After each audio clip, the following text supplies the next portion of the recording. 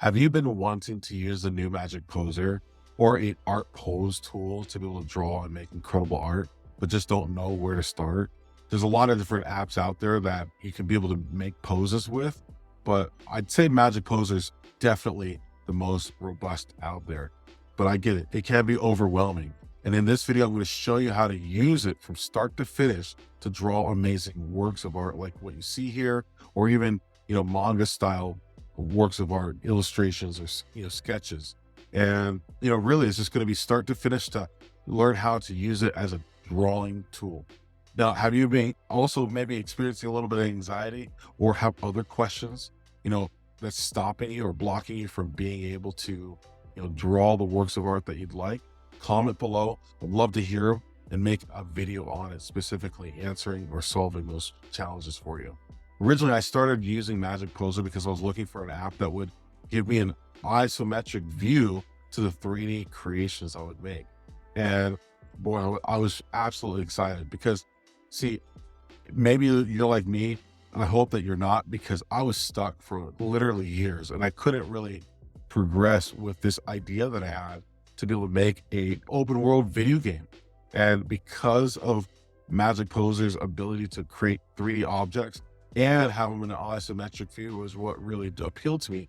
But I'll tell you, the longer I used Magic Poser, I realized that I could use it for all of my works, not just video game creation, but also, drawing comic books. And I'm really excited to be able to show you specifically the ability that it has. Now, I have made a walkthrough video of this, but I am going to probably explain a little bit again, just on how to use Magic Poser here and there. So here is Magic Poser.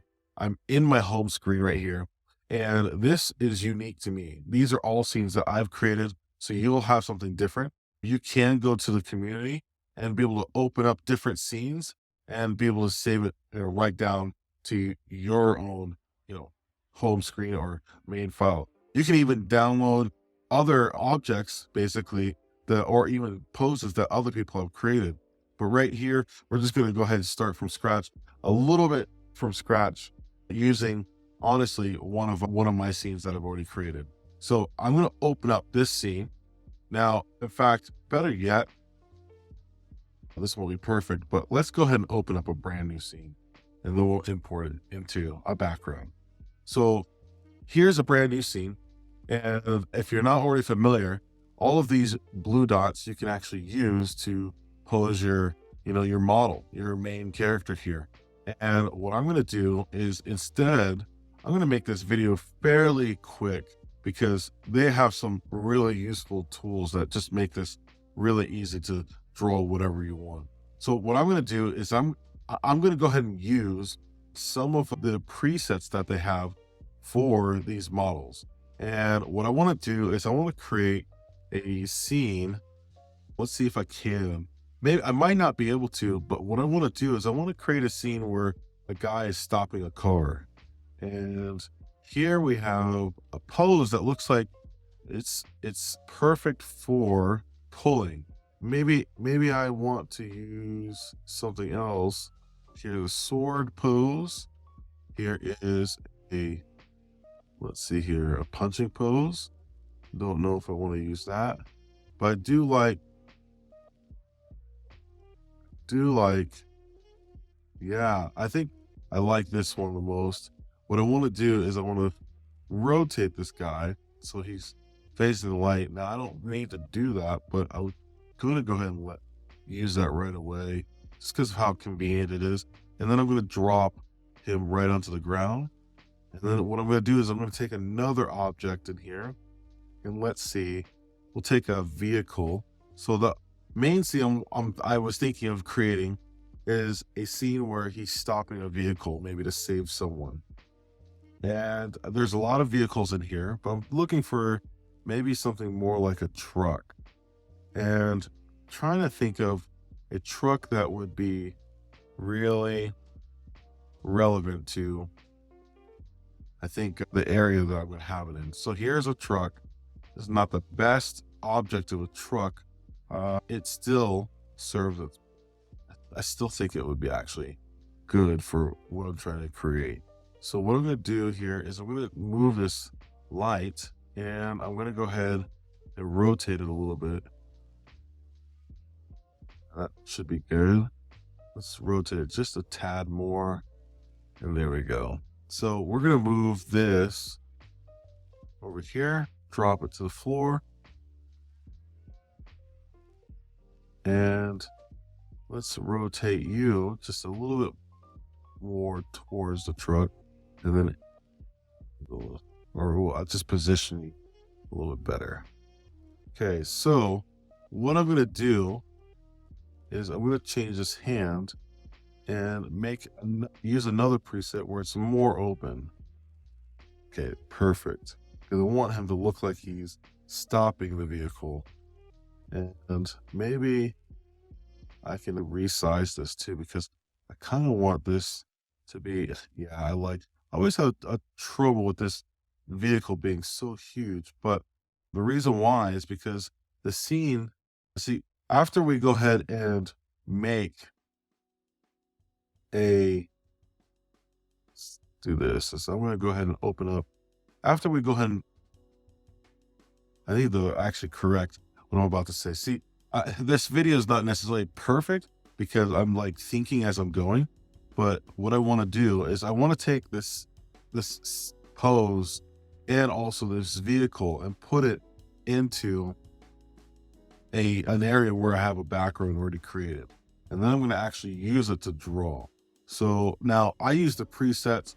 You can easily, like just manipulate. And by the way, whenever you double tap on an object, it centers it on the camera onto the object. And that could be also the model too. But what I'm going to do is I'm going to go ahead and take this object, and I've already said it or tried to say it a couple times. I'm going to bring it into one of my scenes that I've created. So because I went ahead and used a preset, in fact, 2 presets. I mean, again, you can see how fast it will be to create an object, but I realized I made one mistake, which is I want to rotate this because I'm going to group this together and bring this into another scene. And it's way easier if you can group it together, because then it all moves at the same time. So let's see here. Okay, so maybe that's not quite the angle I want. So I'll just go ahead and get him build up a bit. And then I can position him. There we go. Because I want his arms to be completely straight on. And the best way to do that is to have him angled a little bit. Now, I could change his hands to be a little bit more rotated up. Go. That looks like he's ready to stop something. And then we'll also bring this a little bit closer, and we'll rotate this light. Now the light's not going to matter too much, so I'm going to import it into another scene like I said. But now I've got it. And before I do, this is the most important part, is I'm going to take the layers and I'm going to go ahead and select both of these and group them together. And we'll do pose. Now, what's nice is if you have a keyboard or mouse, you can always use it. I find it very handy. Let's see.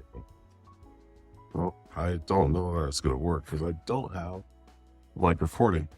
Okay. Let's see if I can group them together.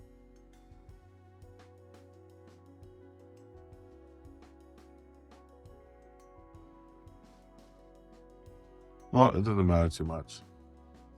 We'll save that. And there we go. So now we're going to go back into another scene that I've created. We have all these layers. And what we're going to do is, you could definitely come into Magic Poser and build everything that you see right here. That's a wonderful part of it. Now I could have posed everything in here, but it definitely makes it a lot easier to just open up a scene and import it from somewhere else, because if you can, in fact, let's see, import, there we go, local scenes, and there's my scene. Now here's the scene. It, it showed up on the bottom, but that's because I made the ground a little bit different. I can also rotate it here. Oh,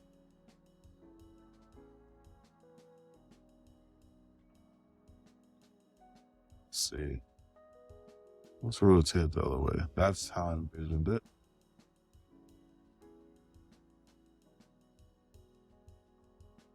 Go.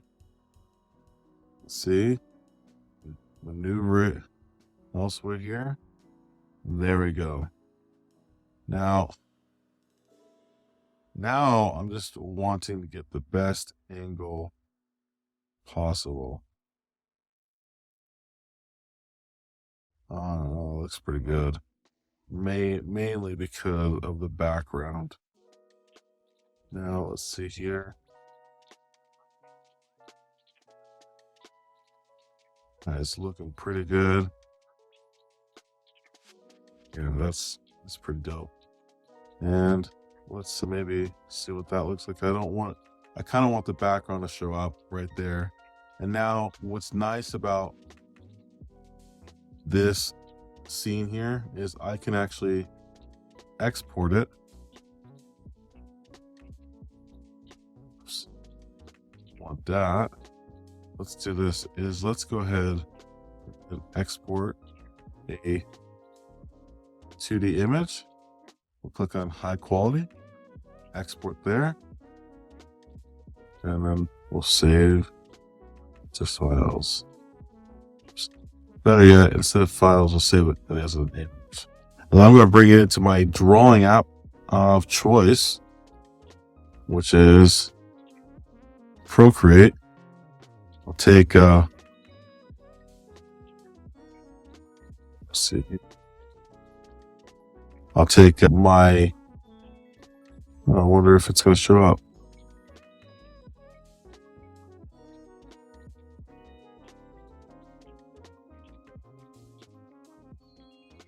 Voila. Now we're ready to draw. Now you can trace everything. And in most situations, I would suggest that you trace. But in some cases, I wouldn't. The reason why I wouldn't in this situation, at least related to the pose, is because sometimes as an artist that's, trying to learn anatomy, trying to learn, really how to get the drawing to look right, sometimes we rely on how the anatomy of this character looks a little too much. Now, even though the anatomy looks fairly good and simple, it again, yes, it can get you the right pose, right, how everything should look. But I will say, sometimes it looks kind of a uncanny valley, meaning that, without having a good or a decent understanding of anatomy, it will look like it's a little unnatural. And so the best way to make it look natural is to get the pose right. Now, this is how I will go ahead and get the pose here. I need to change my brush. Not that brush. I have a bunch of new brushes that I haven't really tried out yet. I'll go to my OG set of brushes. Here we go. There we go. It's beautiful. This brush is just a normal pencil. The easiest way is just to get the joints. Focus on the joints. Okay? The joints, it will never let you down. In fact, here, I usually do a waist joint right there. And then here is the leg joints, the hips, There's the heel. Okay, there we go. So I won't usually rely on this. I will actually go ahead and just get all the joints so I can get ready to make a kind of like a stick figure pose. And now everything else I'll trace. I have no problem with tracing. So let me just go ahead and do this.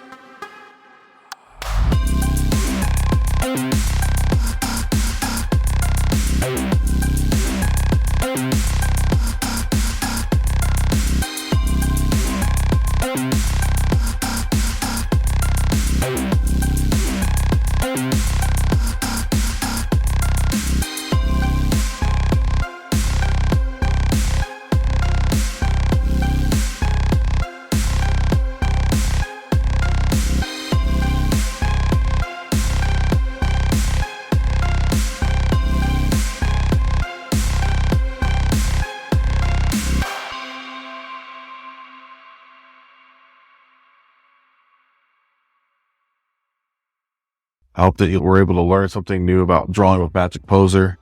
And if you're still new to Magic Poser and don't know how powerful the features are and like been through it all, I actually have this video here that you could watch to see a full walkthrough of the app.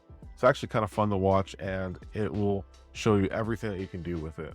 Go ahead and watch this video right here to get used to Magic Poser, and we'll see you in the next video.